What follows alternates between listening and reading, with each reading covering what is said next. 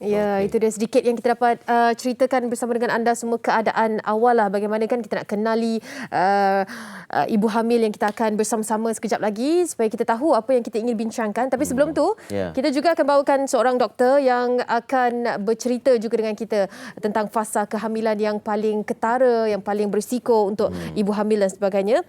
Kita Ya. terus saja bersama dengan Dr. J. Ravichandran Jagannathan, Ketua Jabatan ONG Hospital Sultanah Aminah, Johor Bahru. Selamat pagi. Selamat pagi. Selamat pagi dari Johor Bahru. Ya, terima kasih banyak terima doktor kasih, sudi, doktor. sudi bersama dengan kami. Doktor, kalau boleh sebagai permulaan ni dapat dikongsikan kes di Johor Bahru bagaimana? Terutama yang membaikkan Kes golongan yang hamil. Ini boleh mengatakan lebih baik daripada keadaan di Selangor lah. Ya. Tapi kes masih ada dan dalam hospital kita buat masa ni hari ini di HSA ni ada lebih kurang 200 kes positif. Ya, dan di antara 200 kes positif ada lebih kurang 5 ibu yang positif hari ini. Okey. Okey, doktor, bila kita bercerita tentang keadaan yang meningkat, kita tengok statistik sejak daripada bulan 5 sehingga ke sekarang ini berlaku peningkatan kes melibatkan ibu hamil. Kalau mungkin doktor boleh kongsikan kita, apa yang menjadi punca perkara ini boleh berlaku? Okey, saya rasa kaum hamil, wanita yang hamil ni, kerana mereka hamil, memang dari segi fisiologi dia pun imunisasi dia lebih kurang daripada seorang wanita yang tidak hamil. So bila imunisasi dia dah kurang, tambahan pula dia terdedah kepada seorang yang positif. Dan kalau kita bandingkan dia dengan seorang yang tak hamil, memang seorang ibu yang hamil lebih berisiko untuk mendapat jangkitan ini. Okey, jadi risikonya lebih tinggi. Kalau boleh kita nak tahulah pada fasa bila ataupun ada trimester tertentu ataupun bulan tertentu yang risikonya memang ketara tinggi berbanding tempoh-tempoh lain? Okey. Dari segi dia menjangkiti jangkitan ni, dia tak tergantung kepada trimester. Maksudnya first trimester pun dia boleh dapat, second pun boleh dapat, ketiga pun boleh berdapat. Tetapi dari segi apa yang boleh berlaku kepada ibu dan keterukan sakit tu lebih ketara kalau dia lewat trimester kedua dan trimester ketiga. Okey. Maksudnya kalau dia trimester ketiga tu mungkin kesan sakit tu lebih ketara kepada ibu tu. Okey, doktor, kenapa bila dikatakan risiko yang lebih dapat oleh ibu hamil tersebut jika dia positif COVID-19? Kerana kita faham sememangnya COVID-19 ni dia akan serang sesiapa sahajalah. Tapi kalau ibu hamil itu risiko dia sama ada mati ataupun melahirkan bayi pramatang. Ini kondisi yang akan berlaku, berisiko berlaku. Kenapa? Bagaimana boleh berlakunya begitu terhadap ibu hamil, doktor? Okey. Ibu hamil seperti yang terangkan tadi, memang ketahapan imunisasi dia kalau kita bandingkan dengan seorang wanita yang tak hamil memang kurang. So bila dia terkena jangkitan ni, kalau katakan wanita yang hamil dapat kategori 1 atau 2, kemungkinan lebih untuk wanita yang mengandung untuk mengalami kategori yang lebih tinggi atau 3, 4 atau 5.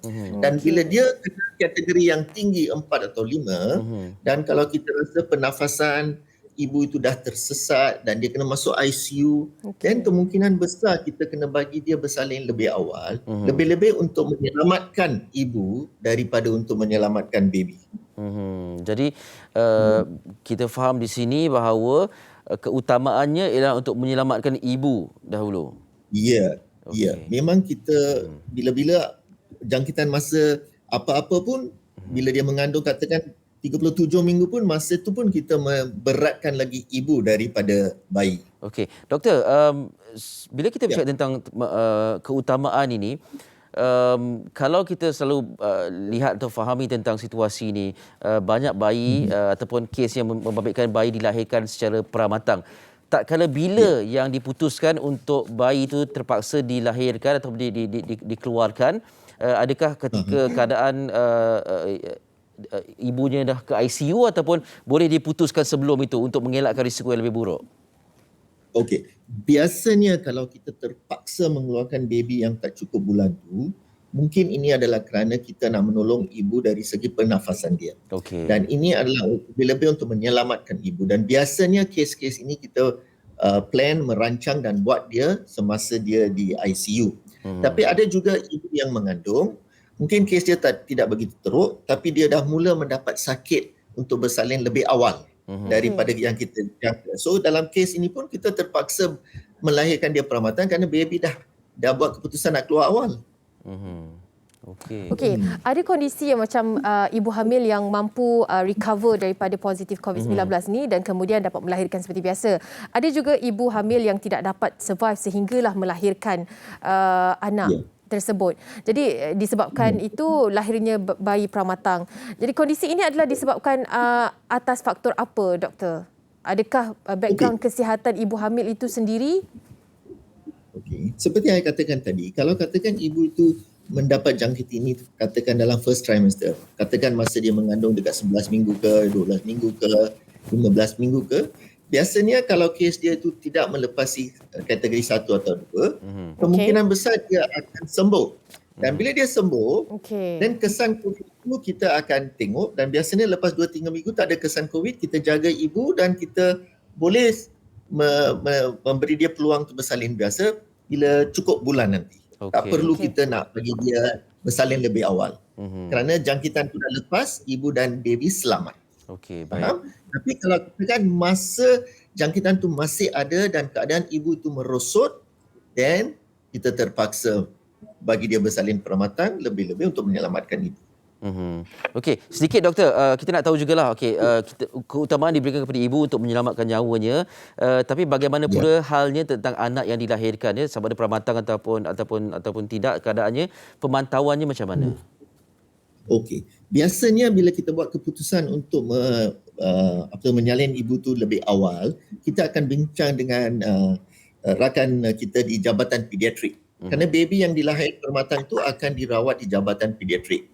Dan saya mesti menegaskan di sini, memang Jabatan Pediatrik sangat-sangat bekerjasama dengan Jabatan ONG di sini untuk seberapa yang boleh untuk menyelamatkan baby, seberapa permatang tu kita akan cuba yang 100%.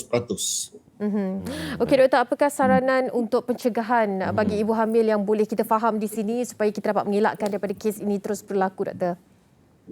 Yang pertama ialah apa yang kita selalu dengar, ikut SOP ya. Tetapi yang lagi satu ialah sekarang ialah kita sudah dapat vaksinasi yang ada di Malaysia. So sekarang kita menasihatkan ibu seberapa yang boleh untuk mendapatkan vaksinasi, dan sini saya mesti menyatakan pihak Kementerian Kesihatan ni telah meningkatkan usaha dan daya kita untuk mevaksinasikan ibu-ibu yang hamil ni. Ya, baik. Dr. Ravichandran, terima kasih banyak atas perkongsian. Ya. Terima kasih. Terima kasih. Selamat menjalankan tugas. Thank you. Ya, itu dia. Okey, Dr. J. Ravichandran Jagannathan, Ketua Jabatan ONG Hospital Sultanah Aminah Johor Bahru, berkongsi dengan kita tadi kan. Sekurang-kurangnya kita tahulah apakah yang boleh dilakukan dan bagaimana risiko yang perlu lebih berhati-hati. Di fasa mana yang ibu hamil ini perlu lebih berhati-hati. Yang merancang keluarga tu, ini salah satu aspek yang perlu diambil kira juga, diambil berat betul-betul. Ini kena ambil tahu sebab di kala pandemik ini kita tak tahu lagi bila akan berkesudahan kan.